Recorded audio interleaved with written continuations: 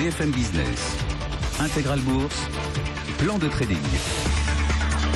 Le plan de trading d'Intégral Bourse, chaque lundi après-midi à 15h30, on vous apporte quelques idées pour construire votre plan de trading avec Lucie Lalouse qui est chaque semaine à mes côtés, analyste pour tradingsat.com, le site boursier de BFM. Bonjour Lucie. Bonjour Grégoire. Et notre expert de la semaine, c'est Marc Daguerre. Bonjour Marc. Bonjour Grégoire. Président fondateur de DT Expert. On va rentrer dans le détail de quelques idées que vous nous avez apportées, mais juste votre sentiment un peu global, général sur ces marchés. On a eu finalement une semaine très positive. On a gagné 2% en Europe, 3% aux US, 4,5% sur les indices émergents au global. Bon, dans quel état d'esprit est-ce qu'on se trouve là en ce début de semaine ? Écoutez, l'état d'esprit le même que celui dans lequel on était la dernière fois, c'est-à-dire un biais toujours plutôt positif, du moins pour la fin de l'année, voire même le début de l'année suivante. Oui, comme vous dites, semaine positive. À noter également quand même quelque chose d'assez tristement remarquable, entre guillemets, c'est que les marchés ont fini par intégrer le phénomène d'attentat terroriste, parce que malgré la très sombre journée qu'on a eu vendredi, le CAC n'a pas bronché donc en séance le lundi et a pris 2% le mardi, quasiment. Donc ça veut dire qu'aujourd'hui, je vois pas trop ce qui pourrait venir empêcher ce qu'on appelle le fameux rallye de fin d'année pour l'instant. Les investisseurs ont intégré cette nouvelle donne sécuritaire, géopolitique. On a eu des précédents, évidemment, mais voilà, depuis le 11 septembre, pour faire simple, on a intégré au fur et à mesure cette nouvelle donne. Hélas, oui. J'allais dire depuis le 11 septembre, peut-être pas en remontant jusqu'ici. Ouais. C'est sûr que le 11 septembre, c'était catastrophique à tous les points de vue, d'un point de vue boursier également. Ouais, mais au fur et à mesure. Mais au fur et à mesure, tout à fait. Au fur et à mesure, ce genre de menaces ou de réalité n'impacte plus du tout de la même façon le marché que ça pouvait l'être auparavant. On a l'impression, si on prend le CAC, qu'on a un marché qui piétine quand même un petit peu quand on se rapproche là des 4009, 5000. Moi, je donne pas de niveau technique particulier. C'est plus des seuils un peu symboliques. Il y a une sortie par le haut possible, ou est-ce que l'idée, de plafonner comme ça, d'être un peu à plat pendant un petit moment, ça peut durer? Le marché reprend un peu son souffle. Les 5000, ça reste une zone vraiment, comme vous l'avez dit, plutôt psychologique pour moi que véritablement technique, car elle correspond pas à grand-chose techniquement parlant. Je pense effectivement que c'est pas une zone qui devrait effrayer à court terme encore pendant longtemps et qu'on devrait finir par s'en affranchir, même si là, elle a quand même engendré quelques jours de consolidation. Ouais.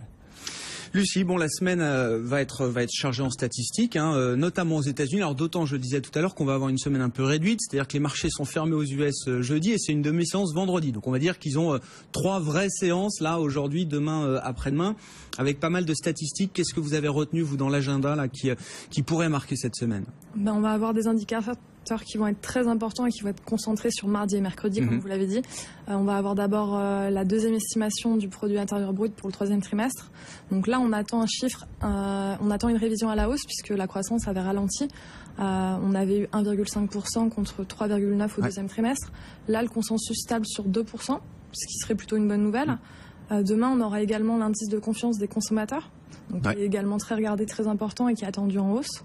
Après, mercredi, on aura aussi pas mal d'indicateurs très très importants, les dépenses et revenus des ménages, les commandes de biens durables, les inscriptions hebdomadaires aux allocations chômage, et tous ces chiffres globalement sont attendus assez bons. Bien orientés, ouais. Bien orientés. Donc en fait, si tous ces chiffres ressortent en ligne avec les attentes, voire surprennent positivement les opérateurs, on va avoir un impact déjà au moment de la publication, parce qu'en fait ça va relancer les spéculations sur justement la date à laquelle la Fed agira.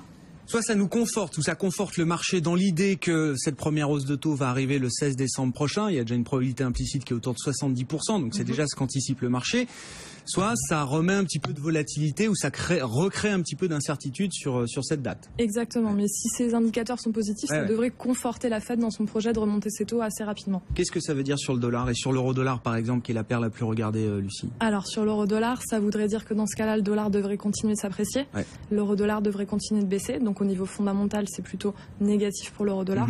Après, si on s'intéresse au niveau purement technique, la tendance, elle est redevenue complètement baissière sur l'euro-dollar, en particulier depuis le 22 octobre dernier, le jour où Mario Draghi nous a annoncé qu'il allait peut-être revoir sa politique monétaire en décembre. Donc là, au niveau purement technique, on va parler un petit peu de chandelier japonais. On a eu un marabouzou noir. Un marabouzou noir? Voilà. C'est un long corps. Je l'avais jamais entendu celle-là. Et ça parle à tous ceux qui nous écoutent, bien sûr. Donc ça, c'est une bougie qui a des conséquences en général négatives pour les cours. Et dès le lendemain, dès le 23 octobre, on a eu un autre signal on a eu un autre signal très important, très négatif sur l'euro-dollar, puisqu'en fait la paire est sortie d'un très large canal haussier dans lequel elle évoluait depuis le mois de mars dernier. Après, suite à ça, fin octobre, on a eu la perte d'un niveau psychologique, les indices. Et on peut aussi s'intéresser au niveau des indicateurs de tendance, des moyennes mobiles. Elles sont toutes orientées à la baisse. Et si on s'intéresse plus particulièrement à celle à 10 jours, elle fait office de résistance pour le spot depuis le 22 octobre. Et tout ça nous amène à pouvoir viser quel objectif? Parce qu'on se souvient, là, vous nous parliez du mois de mars, effectivement, on était tombé sous 1,05 assez brièvement. Avant de remonter, on était à 1,15 il y a encore pas si longtemps. On va revoir ces plus bas de l'année. On va faire de nouveaux plus bas. Qu'est-ce qu'on peut envisager là? Là, on peut envisager... Alors là, dans l'immédiat, on peut envisager... 1,0640 là, au moment où on se parle. On peut envisager de prendre une position à la vente. Et l'objectif raisonnable, ce serait les plus bas qu'on avait inscrits en mars dernier, donc de viser les 1,0460. C'est ça, sous 1,05, 1,0460 effectivement à la mi-mars. Juste un commentaire là-dessus, vous êtes d'accord? Enfin, cette tendance baissière, elle est tellement consensuelle, Marc. Est-ce que c'est pas un risque d'ailleurs? Là, en l'occurrence, je pense pas. Effectivement, on a toujours tendance à dire plus le consensus est fort et plus il faut se méfier. Là, je suis assez d'accord avec ce que tu dis, d'autant plus que moi, j'irais même... Il y a ce bas de canal de long terme sur l'euro-dollar qui est effectivement autour des 1,04 qu'il faut surveiller. Mais en dessous de ce niveau, moi, je vois plus rien qui empêcherait le dollar de reprendre le devant. C'est-à-dire même cette zone de 1 contre 1 de parité qui, là encore, pour le coup, est très psychologique. Je pense que le dollar devrait par la suite reprendre ses droits. D'ailleurs, il y a autre chose qu'on peut remarquer, même si on ne voit pas forcément tout de suite le rapport, quoi qu'il y en a un quelque part, mais à cette chute de l'euro-dollar, on peut très souvent faire correspondre celle du pétrole, qui depuis depuis 2 ans maintenant, ont eu 2 évolutions totalement identiques, pratiquement avec des dégringolades très fortes, des rebonds assez intenses au même moment, passagers, et là, la fin justement, là, comme si le rebond finissait par lâcher prise des deux côtés, et donc un retour à la baisse pour ces deux sous-jacents. On le rappelle, pour toutes les matières premières, le pétrole notamment libellé en dollars, la force du dollar, c'est un signal négatif sur cette classe d'actifs. Vos idées de trade, vous êtes venu avec 3 valeurs là qui vous intéressent, Marc. Il y a une large cap au sein du CAC et 2 valeurs foncières. On commence avec L'Oréal. Tout à fait. Donc 3 valeurs et pour le coup 3 valeurs à la hausse. Donc L'Oréal, une valeur relativement défensive, assez solide, même sur le long terme. L'Oréal qui nous plaît pour plusieurs raisons, qui reste au sein d'un canal haussier depuis mars, le fameux rebond de mars 2009 sur les marchés en général, qui répond bien à ce que nous on appelle des décomptes héliotistes, c'est-à-dire des décomptes de vagues de tendance, c'est-à-dire qui devraient poursuivre une tendance. Et la dernière chose qui nous plaît aujourd'hui sur cette valeur, techniquement parlant, c'est qu'elle est enfermée au sein d'un triangle. Les triangles sont des figures dites de continuation, c'est-à-dire qu'elles doivent pas empêcher le mouvement de continuer. Donc le mouvement était haussier, temporisation dans un triangle, et puis normalement mouvement haussier par la suite.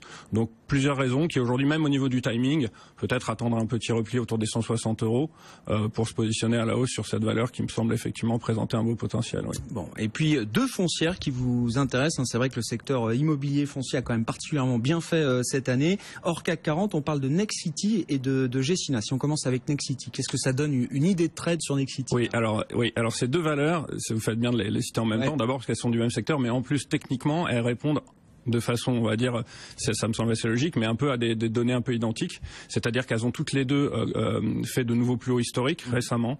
Elles ont dépassé des plus hauts qui avaient lieu pour l'une et pour l'autre en 2007 sur les sommets de la crise du subprime.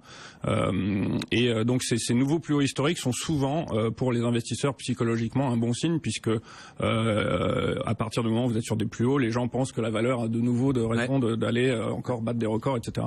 Donc l'une et l'autre sortent. Faut pas avoir peur des plus hauts. Non, mais c'est important parce que quand une valeur est au plus haut, on se dit toujours là, je me méfie, les arbres montent pas jusqu'au ciel. Non, quand on est sur des records, ça appelle souvent quand même d'autres records derrière. Alors là, la différence, c'est qu'on a battu des records qui datent depuis longtemps.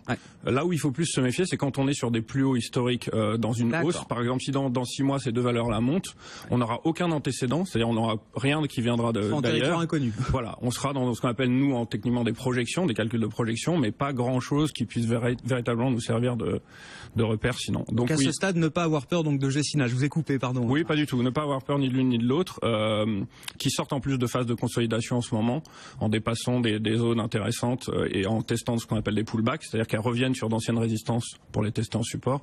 Donc pour commencer par Nexity, un achat vers les 40 € me semble pas mal, avec un premier objectif à 44 et un plus vraisemblable à plus long terme autour des 50. Donc une dizaine d'euros à prendre, ce qui est pas mal. Et sur sur Gecina, un achat, je pense, dans les cours actuels à peu près, parce que là, je pense qu'il faut ce qu'on appelle prendre le train en marche. On est autour des 114,50 quand j'ai regardé la valeur ce matin.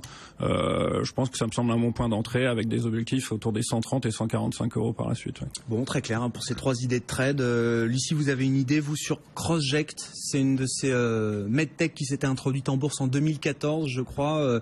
Ils font des stylos intelligents, c'est ça, dans le secteur de la santé, c'est ça exactement. Lucie? En fait, c'est une medtech qui a attiré mon attention parce que donc elle s'est envolée le 6 novembre dernier suite à une news. Ouais.